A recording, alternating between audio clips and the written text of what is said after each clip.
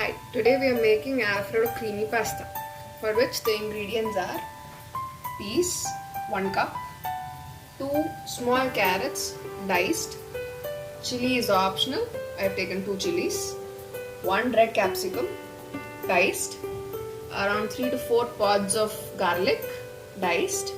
I have taken pitted olives that you actually get in stores, so a few amount of pitted olives, around 5 to 6 beans cut into pieces. You would need chili flakes, oregano. You would need this pasta sauce so that you don't need to do it from scratch. This is easier. You need butter, it can be garlic butter or the plain butter since you're anyways adding garlic. And you would need pasta. Pasta, the choice of pasta is your wish. I like spiral, so I've chosen spiral for today.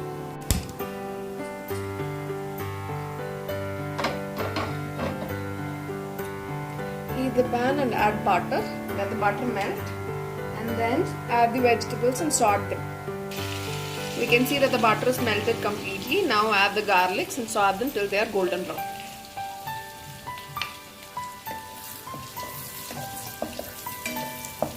We can see that the garlic has become a little golden brown. Now add the chilies just for the spice. That is optional.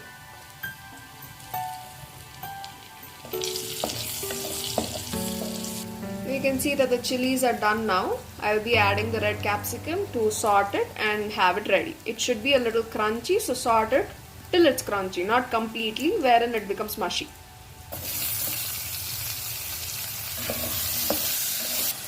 The chilies have been added just for the spice, so once the seeds have been removed completely, you can see that it's been removed from here. You can remove the chili cover so that we don't need it in the pasta. Next thing is, we see that the capsicum just needs to be a little crunchy. It should not be completely mushy. So if you can see now, the capsicums are crunchy. Now add the carrots, add a little bit of salt and saute it so that the carrots are also a little bit crunchy. I'm adding a little bit of salt, that's a pinch of salt for this, that's it. Add beans and now saute them. You want the vegetables to be crunchy, the flame needs to be high.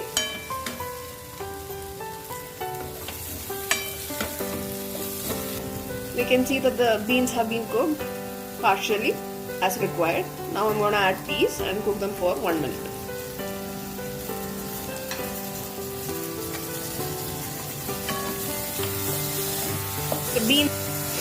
The peas that I used is actually frozen peas. You can even use fresh peas here. So to make the pasta, we need to boil the pasta in water. Heat the pan and add around 1.2 liters of water. The water needs to be boiled.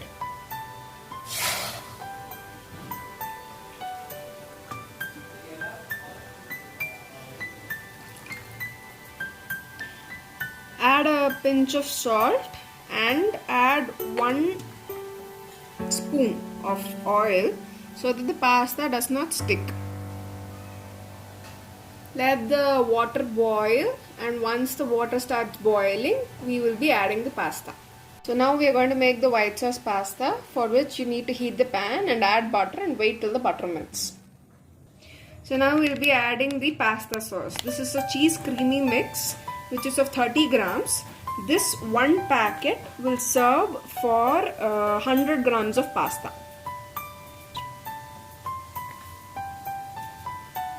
As soon as you add the pasta sauce powder, you need to start sauteing it so that the base does not get roasted.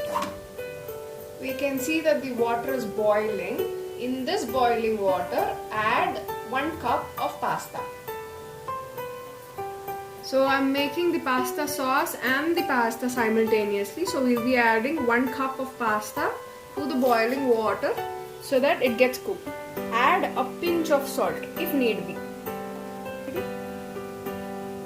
Now we've added the pasta. Let the pasta boil for around 10 to 11 minutes. Keep stirring it so that the base does not stick.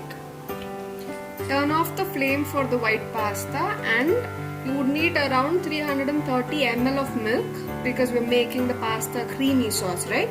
So you need to add the milk and stir till there are no lumps. So add little bit of milk and keep stirring the cream till the lumps have been gone.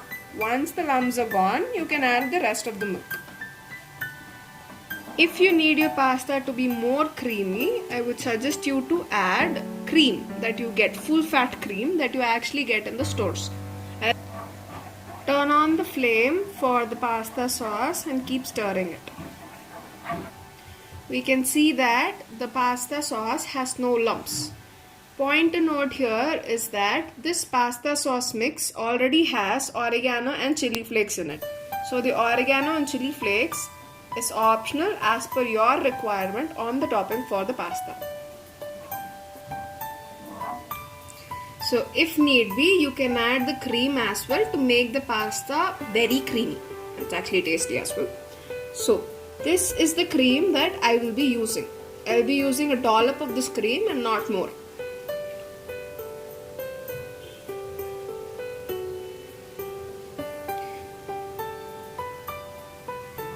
Now mix the cream completely well and we can see that the pasta sauce has come to boil. Simultaneously, where we see that the pasta is beginning to boil with the pasta that has been placed, we can see that the pasta is swelling up.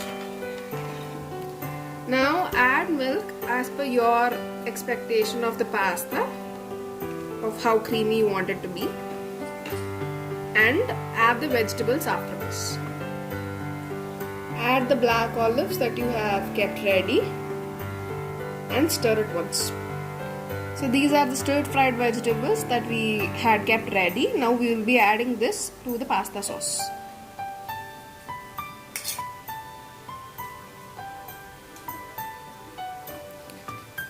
By doing this, we can soak the vegetables in the creamy sauce, which will give a better taste for the vegetables. Now we can see that the pasta is all swollen up and boiled. Now strain this pasta and wash it in cold water so that it does not further cook and does not stick to the other pasta. So you can see that this is the end product after washing the pasta. If you take the pasta and if you squeeze it, it is supposed to be able to break. We can see that it is breaking easily. So the pasta has been cooked. So now slowly add the pasta to your pasta sauce and mix it till the quantity that you feel is needed. Now we will be adding the oregano and chili flakes to the pasta for flavor.